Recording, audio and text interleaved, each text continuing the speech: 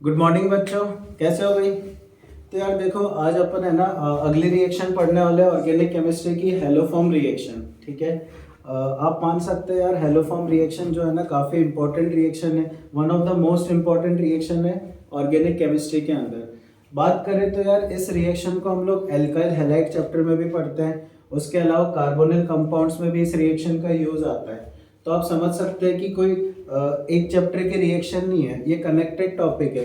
तो ऑर्गेनिक की आप सबसे इंपॉर्टेंट रिएक्शंस में से मान सकते हैं। ठीक है ना। मेनली क्वेश्चन इसके एग्जाम में किस तरह के आते हैं, देखो एक होता है अपने पास आइडोफॉर्म टेस्ट, सब बताऊंगा, अभी थोड़ा सा इंट्रोडक्शन दे रहा हूँ। एक होता है आइडोफॉर्म टेस्ट जो कि स्पेसिफिक कुछ कंपाउंड से जो ये वाली टेस्ट शो करते हैं। तो कौन कौन से कंपाउंड से जो ये टेस्ट शो करते हैं वो मैं बताऊंगा अभी। ठीक है। और प्रीवियस ईयर के क्वेश्चन उठा के देख लेना, ऑलमोस्ट है ना हर साल क्वेश्चन आता ही रहता है इससे रिलेटेड, या तो डायरेक्ट क्वेश्चन आता है या फिर इनडायरेक्ट किसी वे में क्वेश्चन के अंदर यूज करके ये वाली रिएक्शन देखने को मिलती है अपने को।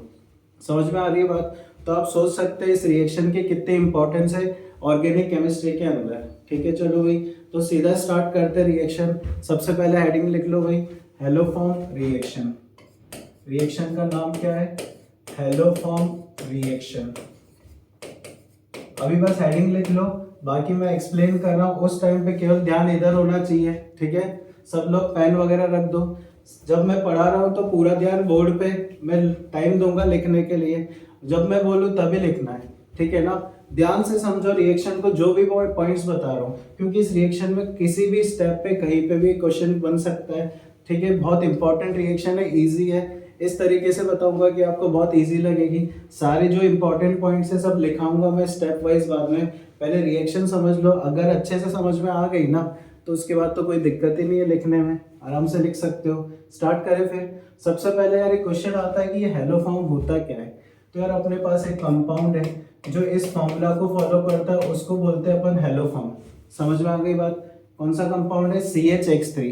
अगर हेलोजन अलग अलग रखोगे तो हेलोफॉर्म भी अलग तरह के मिलते हैं। कितने टाइप के हेलोजन है मेनली अपने पास, तो हम लोग 4 हेलोजन से डील करते हैं। तो चारों हेलोजन अगर एक एक में पुट करते जाऊं यहाँ पे, सपोज मैंने फ्लोरीन रखा, सोचो भाई क्या नाम होना चाहिए इसका, जनरल नेम क्या है, हेलोफॉर्म, और उसमें हेलोजन फ्लोरीन रखा, क्या बोलना चाहिए, क्या नाम होगा, बोलो भाई।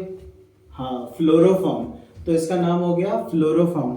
ऐसे ही अगर मैं क्लोरीन रखूं तो इसका नाम क्या हो जाएगा, क्लोरीन रखेंगे तो इसका नाम होगा क्लोरोफॉर्म। सुना होगा ना यार बहुत जगह क्लोरोफॉर्म, सब पढ़ेंगे हर एक के बारे में डिटेल में, एक बार देख लो।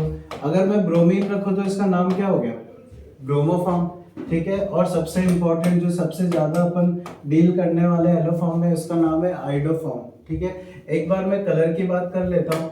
इसके अंदर अपने पास जो इसका कलर होता है ना, इसका कलर होता है येलो कलर। ध्यान से सुनना, येलो कलर का क्रिस्टल होता है, वेरी वेरी इंपॉर्टेंट है ये अपने पास। इसका जो टेस्ट करेंगे बाद में अपन, तो टेस्ट के अंदर इसका येलो कलर का पीपीटी बनता है। आप ऐसे समझ लो क्रिस्टल फॉर्म में एग्जिस्ट करता है। बाकी जो 3 है ना अपने पास, बाकी जो 3, ये बाकी तीनों जो है ना लिक्विड फॉर्म में मिलते हैं।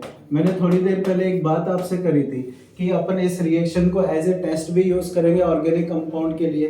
तो उस टेस्ट के अंदर अपने पास स्पेसिफिक टेस्ट का जो नाम होता है ना, उसको आइडोफॉर्म बोलते हैं। ठीक है, क्यों यार, कोई भी टेस्ट होता है तो टेस्ट के अंदर कुछ ऑब्जर्वेशन आना चाहिए ना। जैसे कोई पीपीटी बन रहा है, कलर्ड पीपीटी बन रहा है, या कोई गैस रिलीज होनी चाहिए, उसकी स्पेसिफिक स्मेल होती है, या फिर अपने पास गैस का भी कोई ना कोई कलर होता है। सिमिलरली यहाँ पे जो टेस्ट अपन पढ़ेंगे ना आइडोफॉर्म, उसमें क्या बनता है, येलो कलर का पीपीटी फॉर्म होता है। क्लियर है भाई, बात समझ में आ गई। अब कौन से कंपाउंड्स टेस्ट देंगे आइडोफॉर्म, वो सब डिस्कस करेंगे अपन। अभी थोड़ा सा इंट्रोडक्शन दे रहा था, मेनली इससे डील करने वाले हम लोग। क्लोरोफॉर्म पे भी काफी सारे क्वेश्चन आते हैं। अब बात करते हैं कि यार ये बनता कैसे है। ठीक है, मेन रिएक्शन पे आते हैं हम लोग। तो हेलोफॉर्म के फॉर्मेशन की बात करते हैं पहले। तो कब ये वाला टेस्ट होगा या फिर कब ये वाली रिएक्शन होती है, क्या कंडीशंस है, कौन से रिएक्टेंट ये वाली रिएक्शन देते हैं, ध्यान से सुनना। सबसे पहले मैं रिएक्टेंट की बात करूं तो वो वाले रिएक्टेंट जिसके अंदर, जैसे सबसे पहले मैं बात करूं एल्डिहाइड में, एल्डिहाइड के अंदर जो अपने पास एसिटाल्डिहाइड है वो ये वाली रिएक्शन शो करेगा। ठीक है भाई, उसके बाद कीटोन्स भी ये वाले रिएक्शन शो करते हैं। वो कीटोन जो इसके अंदर फिट होते हैं, यहाँ पे मैंने एक जनरल Z ग्रुप लगाया।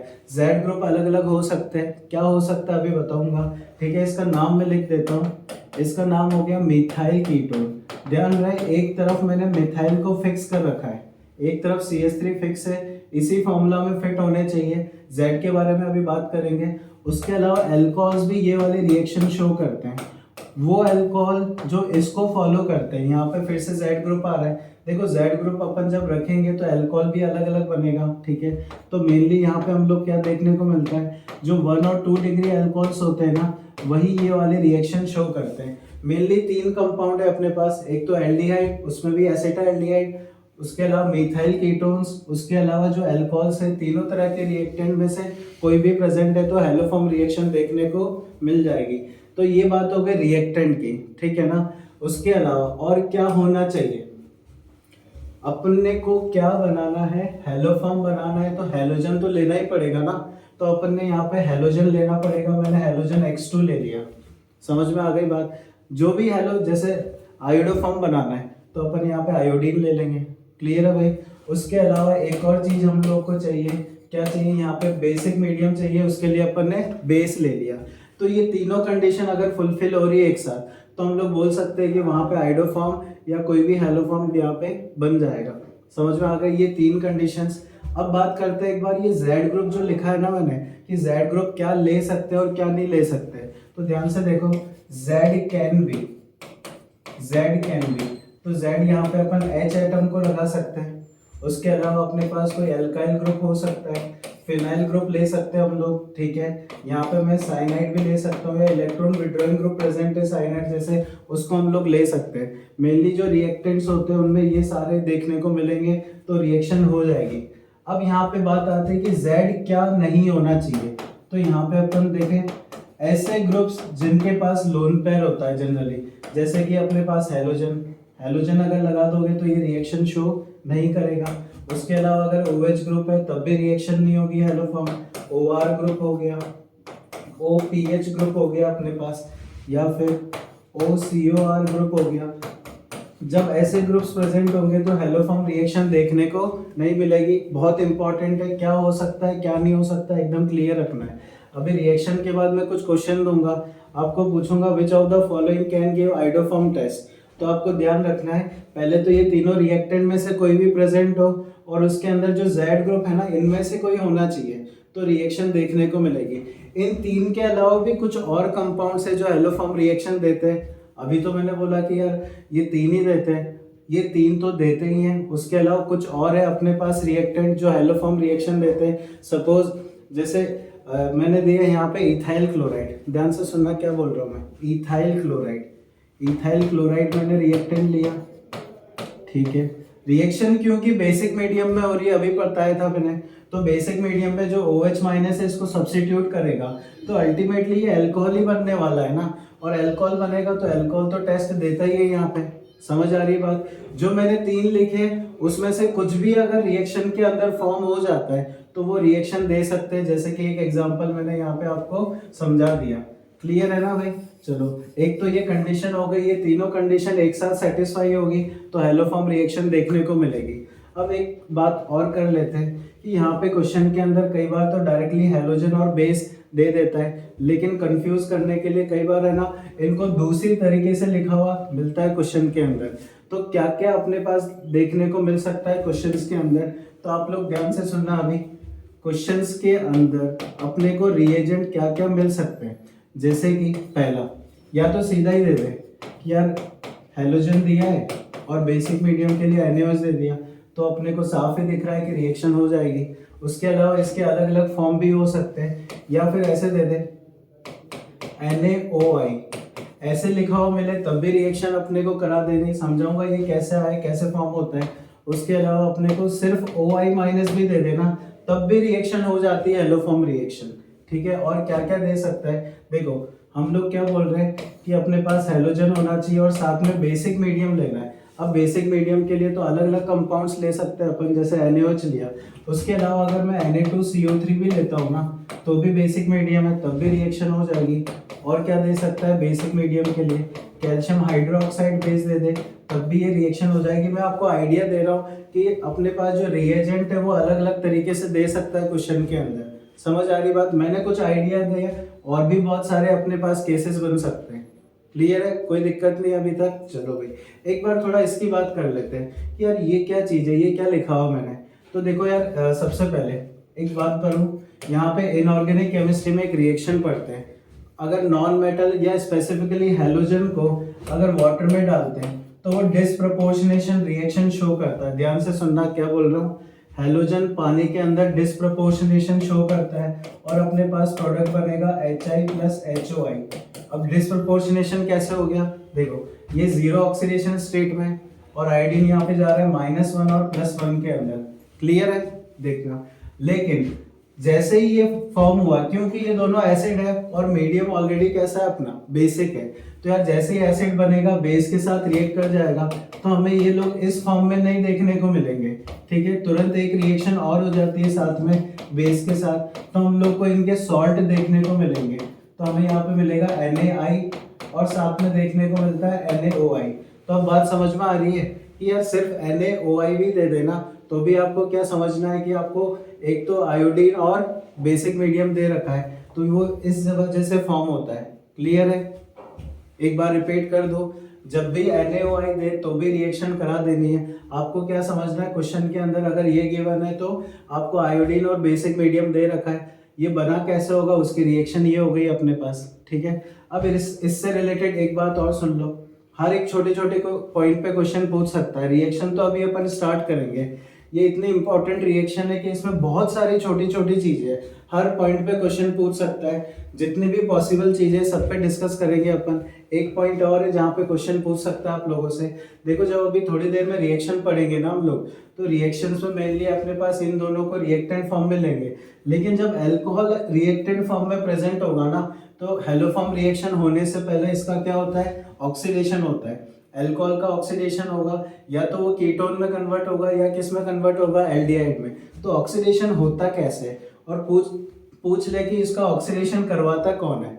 वापस रिपीट कर रहा हूँ, जब भी अल्कोहल रिएक्टेंट होगा तो पहले उसका ऑक्सीडेशन होता है, और ऑक्सीडेशन होके या तो एल्डिहाइड बनेगा या कीटोन बनेगा, उसके बाद ही हेलोफॉर्म रिएक्शन शो करेगा।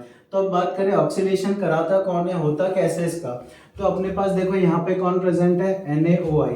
रिएक्शन के अंदर NaOI बनता है, यहाँ पे अपने पास ये NaOI बिहेव करता है एज ऑक्सीडाइजिंग एजेंट। हैलोजन किस में, +1 में। हैलोजन की प्लस वाली ऑक्सीडेशन स्टेट ज़्यादा स्टेबल नहीं होती है, तो वो खुद रिड्यूस होना चाहेगा, क्योंकि उसकी रिड्यूसिंग टेंडेंसी ज़्यादा है खुद की, तो इसलिए वो अल्कोहल को क्या कर देगा, ऑक्सीडाइज कर देगा। तो क्वेश्चन अगर पूछ ले कि अल्कोहल का डायरेक्ट हेलो फॉर्म होता है या पहले ऑक्सीडेशन होता है फिर हेलो फॉर्म होता है, तो क्या बोलोगे, पहले ऑक्सीडेशन होता है फिर हेलो फॉर्म रिएक्शन होगी। और ऑक्सीडेशन कराता कौन है, NaOI। अगर अपन आयोडीन ले रहे हैं तो ये ऑक्सीडेशन कराने में हेल्प करता है।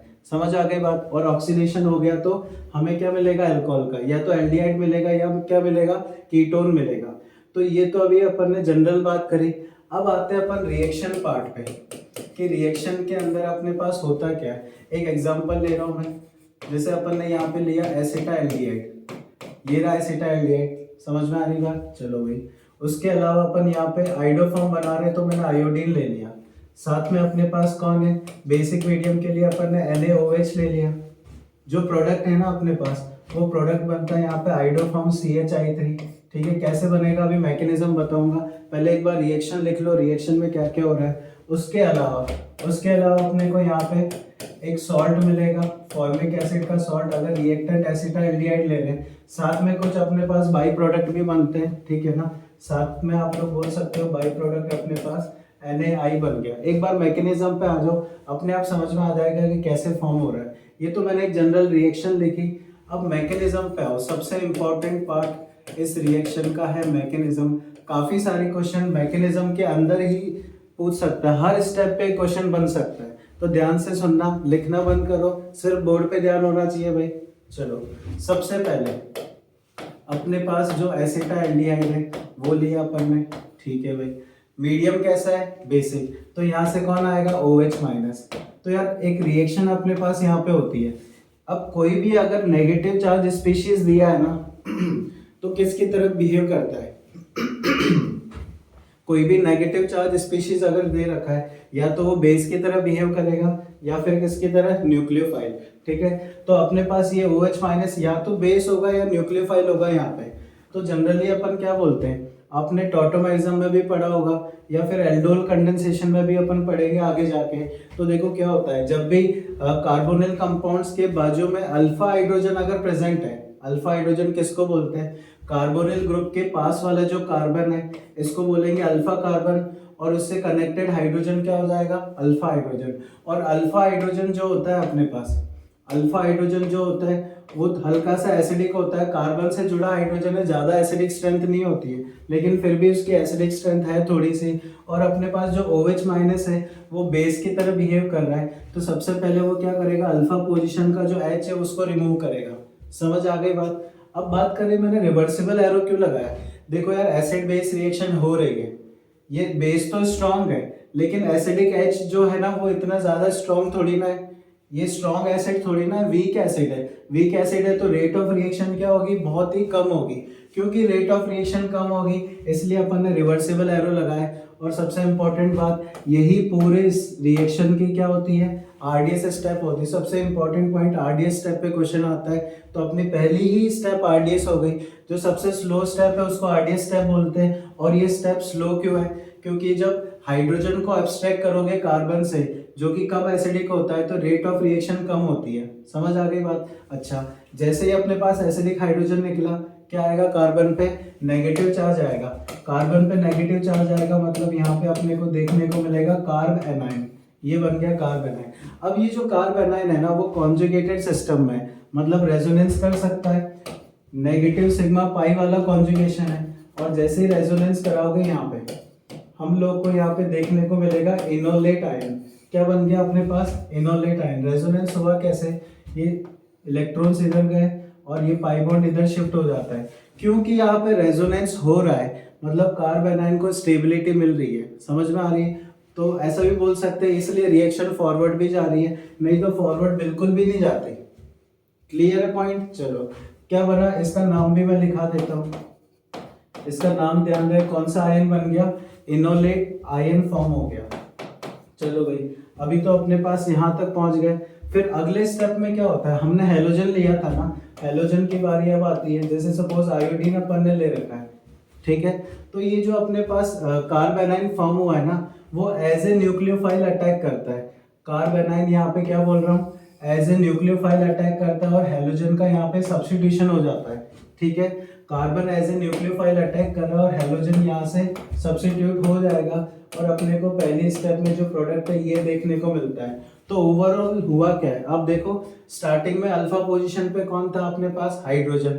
और फाइनली क्या मिल रहा है? वही अल्फा पोजीशन का जो हाइड्रोजन है वो रिमूव होके क्या लग गया वहां पे? आयोडीन लग गया। तो ये अपनी फर्स्ट स्टेप कंप्लीट हो गई। क्लियर है? चलो, अब आते हैं सेकंड स्टेप में। अगर फर्स्ट स्टेप समझ आ गई तो सेकंड भी सेम वैसे ही है, अपने को वैसे ही सेकंड स्टेप करानी है। क्या करना है? वापस से जैसे अल्फा पोजीशन का H निकाला था, वापस से सेकंड स्टेप में दोबारा क्या करूंगा? अल्फा पोजीशन पे H है ना अभी भी, तो वापस से क्या करेगा? बेस उस अल्फा हाइड्रोजन को निकालेगा, वापस से रिएक्शन रिवर्सिबल होगी। ठीक है ना? तो इस बेस ने इस अल्फा हाइड्रोजन को निकाला दोबारा से और वापस से अपने पास क्या बनेगा? कार्ब एनाइन बनेगा। और जैसे ही कार्ब एनाइन बनेगा वो रेजोनेंस करके इनोलेट आयन बनाएगा पिछली बार की तरह। ठीक है, मैं अब वापस से इनोलेट आयन फॉर्म नहीं कर रहा हूँ, वो अंडरस्टूड है कि इनोलेट आयन यहाँ पे बनेगा अपने पास। ठीक है, ये बन गया इन कार्बन पे नेगेटिव मतलब कार्बेनाइन फॉर्म हो गया। क्या हुआ था फर्स्ट स्टेप में? आयोडीन के ऊपर ये कार्बेनाइन अटैक कर रहा था, सिमिलरली यहाँ पे भी आयोडीन के ऊपर कार्बेनाइन अटैक करेगा। न्यूक्लियोफिलिक सब्स्टिट्यूशन रिएक्शन देखने को मिलेगी। दोबारा से अटैक कराते हैं, फिर से अपने पास जो अल्फा पोजीशन है उस पर एक और आयोडीन जुड़ता हुआ मिल जाएगा। तो कुल मिला के अभी तक अपने को क्या मिल गए? अल्फा पोजीशन पे जो 2 H थे उसकी जगह 2 आयोडीन लग चुके हैं। क्लियर है? अरे फर्स्ट स्टेप जो करी थी वही तो है सेकंड स्टेप, कुछ नया थोड़ी करा अपन ने। ठीक है, अब आते हैं थर्ड स्टेप में। थर्ड स्टेप में भी सेम। अब बोलोगे एक और हाइड्रोजन बच रहा है, इसको भी निकाल लेते हैं। हाँ भाई, ऐसा ही होता है थर्ड स्टेप के अंदर। थर्ड में आ जाओ, वापस से जो एक हाइड्रोजन अपने पास बचा हुआ है उसको भी निकाल देगा OH माइनस। तो अपन एक बार H निकालता हुआ दिखा देते हैं। फिर से बेस लिया अपन ने OH माइनस, वापस से अपने पास ये OH माइनस आएगा और इस अल्फा को निकाल देगा, अल्फा H को। वापस से अपने पास क्या बनेगा, वापस से बनेगा यहाँ पे कार्बेनाइन। वापस से कार्बेनाइन क्या करेगा, आयोडीन पे अटैक करेगा, और आयोडीन पे जैसे ही अटैक होगा सब्स्टिट्यूशन, तो अल्फा पोजीशन पे अपने पास एक और आयोडीन जुड़ जाएगा। तो टोटल 3 अपने पास हाइड्रोजन थे, और इन तीनों हाइड्रोजन की जगह अभी तक क्या लग चुके हैं, तीनों जगह पे आयोडीन लग चुके हैं अभी तक। क्लियर है, समझ में आ गई बात? चलो, कोई दिक्कत यहाँ तक बताओ? नहीं, तीनों स्टेप एक जैसे तो है, लिखने के लिए 3 स्टेप है, लेकिन तीनों में एक ही चीज हो रही है। क्या चीज हो रही है? तीनों के अंदर पहले अल्फा H निकलता है, कार्बेनाइन बनता है, कार्बेनाइन रेजोनेंस करके इनोलेट आयन बनाता है, और उसके बाद आयोडीन के ऊपर न्यूक्लियोफाइल अटैक करता है, कौन? कार्बेनाइन, और सब्स्टिट्यूशन के बाद अपने पास आयोडीन जुड़ जाता है। अब आता है सबसे इंटरेस्टिंग स्टेप, फोर्थ वाली। इसमें एक अब अपने पास जो अभी तक हम लोग कर रहे थे, अभी तक क्या कर रहे थे यार, अल्फा हाइड्रोजन था उसको निकाल के अपन आयोडीन लगा रहे थे। अब तो अल्फा हाइड्रोजन बचा ही नहीं ना, अब क्या करें एक बार देख लेते हैं। 3 आयोडीन आ चुके हैं, फिर से OH माइनस आएगा, फिर से अब OH माइनस क्या देखेगा, OH माइनस देख रहा है इधर उधर, OH माइनस शॉक में आ गया। यार अभी तक तो मैं हाइड्रोजन निकाल रहा था, हाइड्रोजन निकल रहे थे, कोई दिक्कत नहीं थी, लेकिन अब तो हाइड्रोजन ही नहीं, अब क्या करूं मैं? सोचो, क्या बता रहा था स्टार्टिंग में, जब भी कोई नेगेटिव चार्ज स्पीशीज आती है किसकी तरह बिहेव करेगी, या तो न्यूक्लियोफाइल, या किसकी तरह बिहेव करती है, एज ए बेस। तो अभी तक अल्फा पोजीशन पे एसिडिक हाइड्रोजन था, तो एक एक करके H को निकाल रहा था, तो वो एज ए बेस बिहेव कर रहा था। लेकिन अब क्योंकि एसिडिक हाइड्रोजन है ही नहीं यहाँ पे, तो एज ए बेस बिहेव नहीं करेगा, तो इसके पास एक और ऑप्शन है कि वो एज ए न्यूक्लियोफाइल अटैक कर जाए, एज ए न्यूक्लियोफाइल अटैक कर जाए, क्योंकि कार्बोनिल ग्रुप के ऊपर इलेक्ट्रॉन डेंसिटी कम होती है, और हमने पढ़ा है न्यूक्लियोफिलिक एडिशन रिएक्शन शो करता है कार्बोनिल कंपाउंड। तो यहाँ पे एज ए न्यूक्लियोफाइल अटैक करेगा। बोल सकते हो कि मैकेनिज्म कौन सी होगी, न्यूक्लियोफिलिक एडिशन रिएक्शन। इससे पहले जो तीनों रिएक्शन हो रही थी उसको अपन क्या बोलेंगे, अभी तक तीनों रिएक्शन हो रही थी एसिड बेस रिएक्शन, क्योंकि एसिडिक H निकल रहा था, लेकिन लास्ट स्टेप में एसिडिक H नहीं निकल रहा है, तो क्या होगा फिर, एज ए न्यूक्लियोफाइल वो एडिशन रिएक्शन करता है, तो फोर्थ स्टेप क्या हो जाएगी, न्यूक्लियोफिलिक एडिशन रिएक्शन। चलो भाई, क्या बनेगा, जैसे ही अटैक करेगा O माइनस बनेगा, बना लेते हैं एक बार। ये बना अपने पास O माइनस, और ये बन गया अपने पास ऑक्सीजन पे नेगेटिव चार्ज, ठीक है ना। अब ऑक्सीजन बोल रहा है मेरे ऊपर नेगेटिव, और ऑक्सीजन पे नेगेटिव जो है ना वो नहीं रखना चाहेगा, ठीक है। कोई भी चार्ज स्पीशीज क्या होती है, अनस्टेबल है, तो वापस से वो क्या चाहेगा, वापस से वो चाहेगा कि मेरा जो बॉन्ड है वापस बना दो मेरा। फिर क्या करे, अभी किसी को तो निकलना पड़ेगा ना, जैसे ही ऑक्सीजन वापस से अपना बॉन्ड कंप्लीट करेगा किसी को तो निकलना पड़ेगा। देखो H बैड लिविंग ग्रुप होता है, H इजीली नहीं निकलता है, ठीक है। OH माइनस नहीं निकल सकता, क्योंकि OH माइनस से ही अपन ने रिएक्शन करके फॉरवर्ड लेके आए। तो यहाँ पे सबसे बेटर स्टेट में कौन है, लिविंग ग्रुप। तो यहाँ पे CI3 बोल रहा है मैं तैयार हूँ निकलने के लिए। क्यों भाई, जैसे इसको तुम रिमूव करते हो ना, तो जब रिमूव करने के बाद अपने को लिविंग ग्रुप को आप देखोगे तो काफी ज्यादा स्टेबल है वो। ये बोल रहा मैं तैयार हूँ निकलने के लिए, मैं दूंगा अपनी कुर्बानी। क्यों, लास्ट आगे जाके उसको स्टेबिलिटी मिल रही है, तो खुशी खुशी ये CI3 यहाँ से निकल जाएगा। और उसके अलावा अपने को क्या मिलेगा यहाँ पे साथ में HCOO माइनस। अब देखना HCOOH बनेगा, HCOOH। अब देखो क्योंकि ये कार्बोक्सिलिक एसिड है, कार्बोक्सिलिक एसिड है, एसिडिक H रखता है और इसको H की जरूरत है, तो यहाँ पे एसिड बेस रिएक्शन हो जाएगी और फाइनली अपने को क्या मिलेगा, ये H देके क्या बनाएगा, अपना सॉल्ट बनाएगा। और साथ में क्या देखने को मिलेगा, जिसका इंतजार था वो बन गया अपने पास। क्या फॉर्म करना चाह रहे थे, आइडोफॉर्म, और आइडोफॉर्म बन गया अपने पास। और ये येलो कलर का प्रेसिपिटेट होता है, तो पीपीटी फॉर्म में अपने को नीचे देखने को मिलेगा, ठीक है। अब ये तो हो गई अपने पास सारी स्टेप। अब हर स्टेप के ऊपर एक क्वेश्चन देखने को मिलता है, ध्यान से सुनना, अभी लिखना बंद करो, बहुत सारी बातें अभी बाकी है, मैंने तो मैकेनिज्म समझाई। अब आता है क्वेश्चन कहाँ कहाँ पे आ सकता है। सबसे पहला ऑब्जर्वेशन क्या है, रिएक्शन 4 स्टेप में अपन ने कराई, ठीक है भाई। तो उसमें सबसे पहली जो स्टेप है वो कौन सी हो गई, आरडीएस स्टेप, सबसे इंपॉर्टेंट आरडीएस स्टेप पहली ही हो जाती है। चलो, टोटल 4 में से पहली 3 स्टेप क्या हो गई, acid base step, acid base reaction हुई। और जो फोर्थ रिएक्शन है उसमें क्या देखने को मिलता है, न्यूक्लियोफिलिक एडिशन रिएक्शन देखने को मिलती है, ठीक है, ये ऑब्जर्वेशन आ गया। चलो, अब अगला क्वेश्चन आता है, यहाँ पे रेट ऑफ रिएक्शन पे क्वेश्चन आता है। जो पहले 3 स्टेप है ना उसका मैं रेट लिख देता हूँ। सपोज पहले 3 स्टेप में इसकी रेट R1 ले लो, इसकी रेट R2 ले लो, इसकी रेट में R3 लेके चल रहा हूँ। तो क्वेश्चन आता है पहले तीनों स्टेप का जो रेट ऑफ रिएक्शन है उसका ऑर्डर बताओ। तो मैं यहाँ पे लिख रहा हूँ रेट ऑफ रिएक्शन ROR का ऑर्डर, कि कौन सी रेट ज्यादा होगी, क्या तीनों की रेट बराबर होगी या तीनों की रेट जो होगी अलग अलग होगी। सोचो एक बार क्या होना चाहिए, फर्स्ट सेकंड थर्ड तीनों स्टेप का रेट ऑफ रिएक्शन का ऑर्डर बताना अपने को, सोच लो, करें डिस्कस। देखो होता क्या है, जब अपन ने पहली बार H निकाला ना तो यहाँ पे अपने पास H निकल तो गया। जब दूसरी बार H निकाल रहे हो तो क्या पहली बार से कुछ अलग है, यहाँ पे क्या अलग लग रहा है आपको, पहली बार से क्या अलग लग रहा है, यहाँ पे एक आयोडीन जुड़ गया। और आयोडीन कैसा ग्रुप होता है, इलेक्ट्रॉन विड्रॉइंग ग्रुप। अब आपको यहाँ से H निकालना है और अगर जिस कार्बन से H निकाल रहे हो उस पे इलेक्ट्रॉन विड्रॉइंग ग्रुप है, तो आपने पढ़ा है जीओसी के अंदर इलेक्ट्रॉन विड्रॉइंग ग्रुप है तो एसिडिक स्ट्रेंथ बढ़ जाएगी। एसिडिक स्ट्रेंथ बढ़ेगी तो ये रिएक्शन थोड़ी फास्ट होगी ना पहले कंपैरिजन में। पहले यहाँ पे कोई इलेक्ट्रॉन विड्रॉइंग ग्रुप नहीं था तो रेट ऑफ रिएक्शन कम थी, इसलिए उसको आरडीएस भी बोला था। लेकिन यहाँ पे थोड़ी रेट ऑफ रिएक्शन बढ़ जाएगी क्योंकि एसिडिक स्ट्रेंथ बढ़ गई, थोड़ी और फास्ट होगी ये वाली रिएक्शन। वापस सुनना, जब अपन यहाँ से भी वापस हाइड्रोजन निकालेंगे तो यहाँ पे दो दो आयोडीन लगे हुए, दो दो आयोडीन मतलब दो दो इलेक्ट्रॉन विड्रॉइंग ग्रुप लगे हुए यहाँ पे, मतलब इस हाइड्रोजन की एसिडिक स्ट्रेंथ और ज्यादा हो जाएगी, पहले से ज्यादा इसकी हुई, इससे भी ज्यादा इसकी हो जाएगी। और जैसे ये एसिडिक हाइड्रोजन निकलेगा बहुत फास्ट रिएक्शन होगी, कंपेयर कर रहा हूँ, इससे फास्ट ये, इससे फास्ट ये होगी, तो रेट ऑफ रिएक्शन का जो आंसर है वो क्या आ जाएगा, इंक्रीजिंग आ जाएगा। अच्छा क्वेश्चन था, ध्यान रखना, रीजन पूछ ले, दो तरीके से समझा सकते हो कि इलेक्ट्रॉन विड्रॉइंग ग्रुप आते जा रहे हैं अल्फा कार्बन पे तो एसिडिक स्ट्रेंथ बढ़ती जा रही है H की, या तो ऐसे समझा सकते हो, या एक और तरीका, हम लोग क्या बोलते हैं, अगर H निकालने के बाद कॉन्जुगेट बेस स्टेबल बन रहा है मतलब वो उसकी एसिडिक स्ट्रेंथ क्या होगी, ज्यादा होगी, रेट ऑफ रिएक्शन थोड़ी ज्यादा होगी।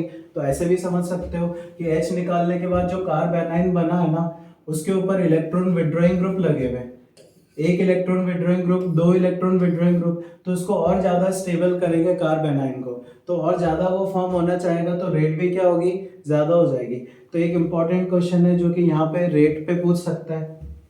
एक और क्वेश्चन ध्यान से सुनना, इसी रिएक्शन में अगर आपसे पूछ ले, ये तो हो गया अपने पास पहला पॉइंट, दूसरा क्वेश्चन पूछता है अगर इस रिएक्शन में मैं फ्लोरोफॉर्म बनाऊं,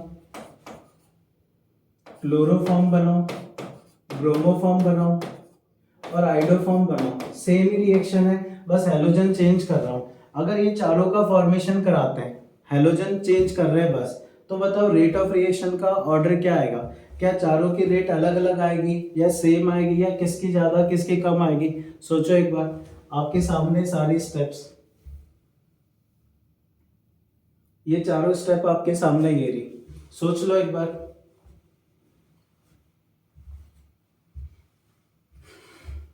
करें डिस्कस, चलो भाई। तो देखो एक जनरल दिमाग में क्या थॉट आता है कि यार आइडोफॉर्म बनना, आयोडीन का बॉन्ड तो वीक होता है, एल्काइल हैलाइड चैप्टर में पढ़ते हैं ना कि कार्बन फ्लोरीन का बॉन्ड क्या होता है, स्ट्रॉन्ग होता है, और कार्बन आयोडीन का बॉन्ड क्या होता है, एल्काइल आयोडाइड का बॉन्ड वीक होता है, तो जल्दी टूटेगा, रिएक्शन फास्ट होगी, सही बात है। और एल्काइल फ्लोराइड का बॉन्ड क्या होता है, स्ट्रॉन्ग होता है, तो जल्दी नहीं टूटेगा, रिएक्शन स्लो होनी चाहिए। पर ऐसा नहीं है यहाँ पे, देखो एक्चुअल में हो क्या रहा है यहाँ पे, रिएक्शन की जो रेट है वो किससे डिटरमाइन करते हैं, अपन आरडीएस स्टेप से। और आरडीएस स्टेप में अगर आप देखोगे तो कहीं पे हैलोजन इन्वॉल्व हो ही नहीं रहा है।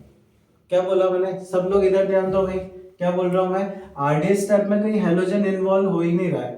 हैलोजन का इन्वॉल्वमेंट तो बाद में हुआ है ना, क्योंकि रेट ऑफ रिएक्शन तो इस पे डिपेंड करेगी, जिसमें हैलोजन इन्वॉल्व हो ही नहीं रहा है, तो इसलिए आप लोग क्या बोलोगे, चारों के केस में जो रेट का ऑर्डर आएगा वो क्या आएगा, सेम आएगा। बहुत ही इंपॉर्टेंट पॉइंट है, ध्यान से सुन लेना। हैलोजन का इन्वॉल्वमेंट आरडीएस स्टेप में हो ही नहीं रहा है, इसलिए अपन क्या बोलेंगे, चाहे कोई भी हेलो फॉर्म बनाओ, सभी की जो रेट ऑफ रिएक्शन है वो क्या आ जाएगी, सेम आ जाएगी। ठीक है, ये किसका ऑर्डर है, रेट ऑफ रिएक्शन का। एक लास्ट पॉइंट और बस, फिर खत्म करते हैं ये रिएक्शन। लास्ट पॉइंट अपने पास एक और हाँ भाई, इसके अंदर अगर आपसे पूछे कि इस रिएक्शन का ऑर्डर बताओ, केमिकल काइनेटिक्स में पढ़ते हो ना, ऑर्डर कैसे निकालते हैं ऑर्डर, कोई कॉम्प्लेक्स रिएक्शन अगर होती है तो उसके अंदर ऑर्डर कौन से स्टेप से निकालते हैं, हाँ भाई आरडीएस स्टेप से निकालते हैं। और आरडीएस स्टेप में कौन कौन इन्वॉल्व हो रहा है, आरडीएस स्टेप में एक तो अपना रिएक्टेंट हो गया यहाँ पे एल्डिहाइड, उसके अलावा बेस इन्वॉल्व हो रहा है, तो इन दोनों की कॉन्सेंट्रेशन पे डिपेंड करेगी रेट, तो ओवरऑल ऑर्डर क्या आ जाएगा रिएक्शन का 2। एक बार मैं रेट लॉ यहाँ पे लिख देता हूँ, रेट इक्वल टू के, कौन कौन रिएक्टेंट है, एक तो अपने पास एल्डिहाइड हो गया और साथ में रिएक्टेंट कौन है इधर, OH माइनस, तो दोनों की कॉन्सेंट्रेशन पे डिपेंड कर रही है। तो फाइनली अपन क्या बोल देंगे, इस रिएक्शन का जो ऑर्डर है वो 2 आ जाएगा, क्योंकि ऑर्डर रिएक्शन का 2 है, तो इसको और क्या बोल सकते हैं अपन, इसको बोल सकते हैं बाई मॉलिक्यूलर रिएक्शन। क्लियर है भाई, कोई डाउट है अभी तक, बताओ, सोच लो, कोई दिक्कत है, कोई भी स्टेप में कहीं भी दिक्कत है तो बताओ, नहीं, चलो भाई लिख लो, नोट कर लो फटाफट।